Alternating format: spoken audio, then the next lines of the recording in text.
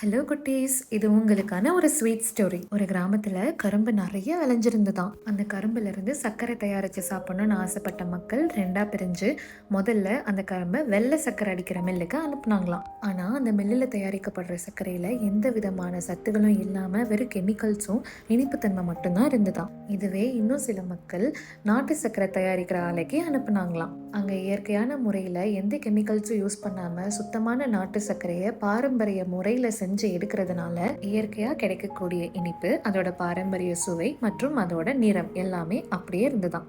கலப்படம் இல்லாத நாட்டு சர்க்கரையா இருந்தாலும் நம்ம உடலுக்கு குறைவான அளவு தான் இனிப்பு எடுத்துக்கணும்னு தெரிஞ்ச மக்கள் இந்த நாட்டு சர்க்கரையை வாங்கி அளவான முறையில பயன்படுத்தி அவங்க ஆரோக்கியத்தை நல்லா வச்சுக்கிட்டாங்களாம். இதே வெள்ளை சர்க்கரைக்கு அடிமையான மக்கள் எந்தவித சத்துமே இல்லாத அந்த வெள்ளை சர்க்கரையை சாப்பிட்டு பல்வேறு நோய்வாய்ப்பட்டு அவங்க வாழ்க்கையவே இழந்துட்டாங்களாம். இதுல இருந்து நம்ம என்ன தெரிஞ்சுக்கிறோம் அப்படின்னா, நம்மளோட ஆரோக்கியத்தை பேணி காக்க வேண்டியது நம்ம கடமை தான். நல்லதை சூஸ் பண்ணணும், நல்லதை யூஸ் பண்ணணும், நல்ல தேடுதல் இருக்கணும். நல்ல தேடல் எங்க இருக்கோ அங்க ஆரோக்கியமான பொருளும் கைக்கு கண்டிப்பா வந்து சேரும்.